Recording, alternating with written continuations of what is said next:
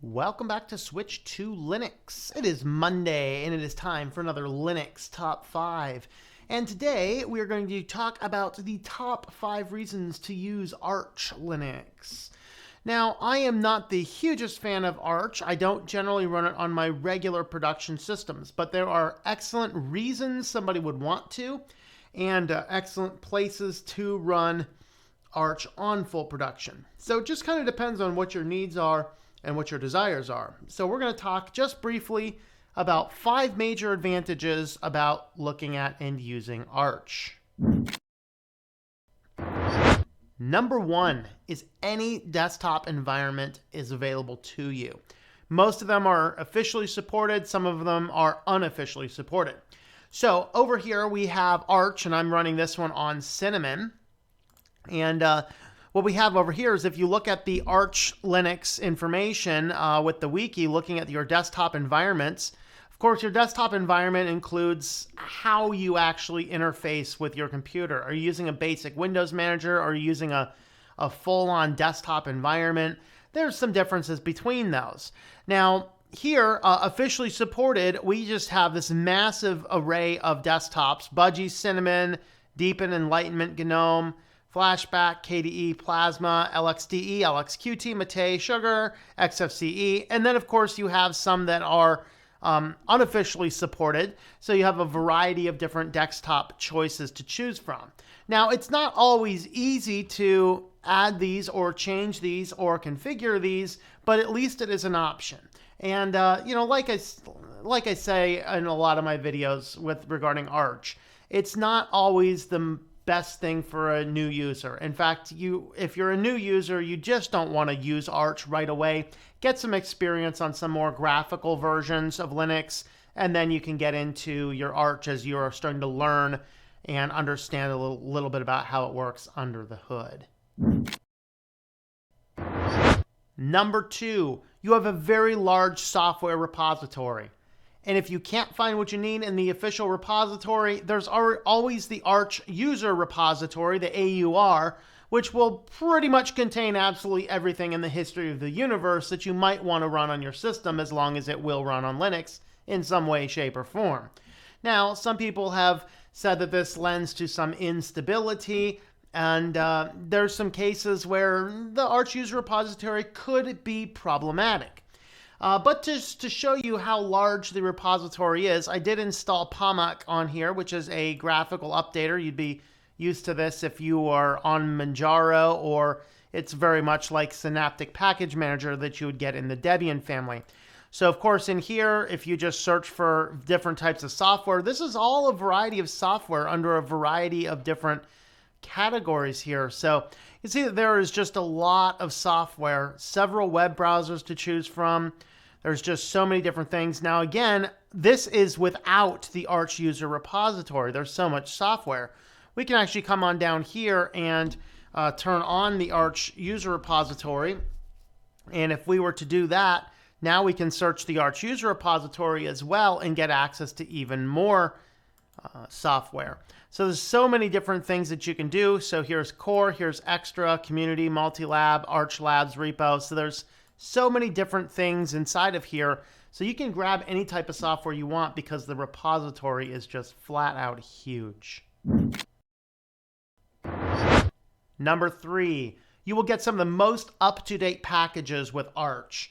And this is, for me, this is one of these ones that depends. Do you need the latest packages for what you're doing, or can you use older versions, or can you get the later versions on the other systems? And this is kind of depends on your workflow. So to give a good example of this, I use Audacity to do my audiobooks, and the version of Audacity in the version of Linux Mint that I run is too old to utilize the plugins I need to do the basic audiobook checks and some of the advanced features that I have to do to use the audiobooks.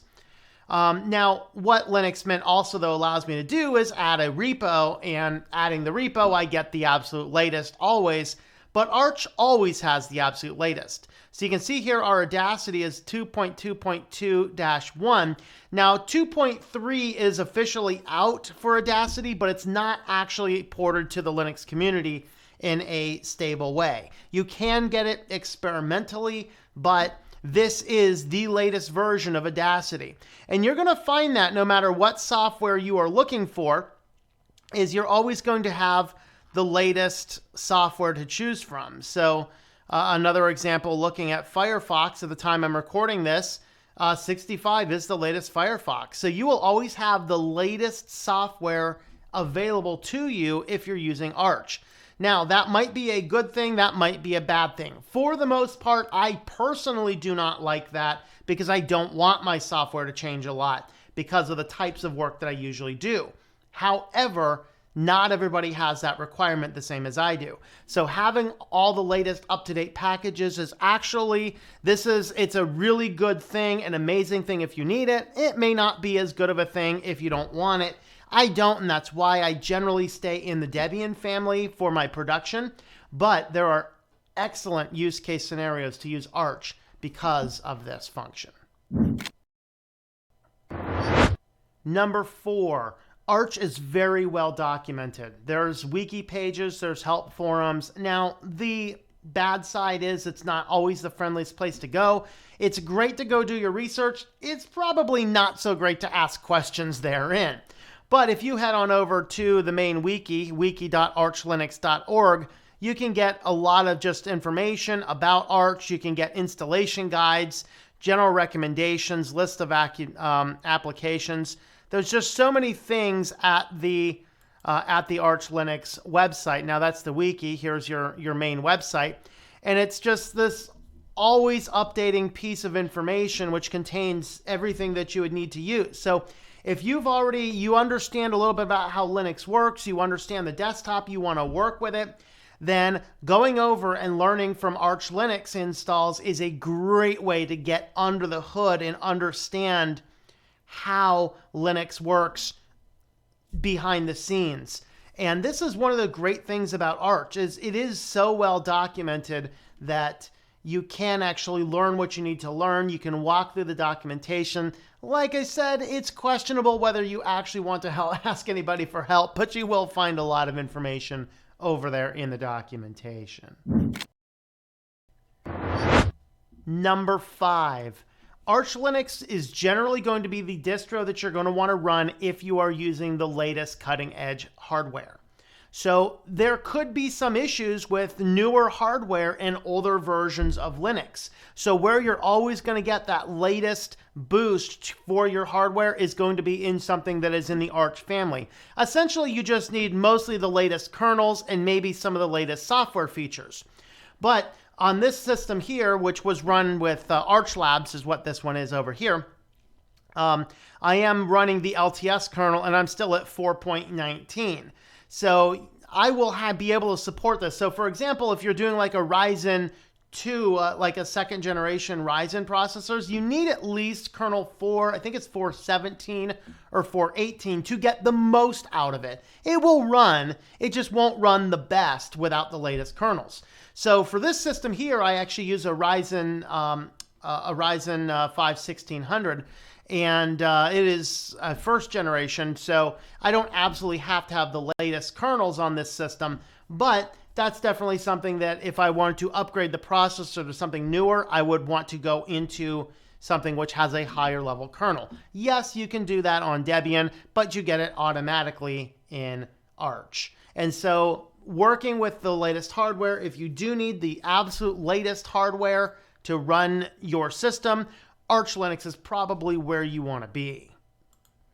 So those are my top 5 reasons for using ArchLinux. Let me know your top 5 reasons in the comments down below. And like I said, if you're new to Linux, please don't go into the Arch family quite yet. Get a little bit of experience with an Ubuntu or a Linux Mint or one of the other families that's a little bit easier and more user-friendly out of the box, and then learn your way into using something like Arch. It is a great system. It's just not for everybody, and that's one of those things to keep in mind. Just like, Debian, great system, not for everybody. Linux Mint, great system, not for everybody. These are just tools and resources to help you along. So let me know what your thoughts are in the comments down below. Thank you for making it to the end of this Switch to Linux video. You can have a look at another video right on over here. Don't forget to subscribe to the channel or to Think Life Media, which is my own personal support page. Thank you for watching, and I hope that you enjoy switching to Linux.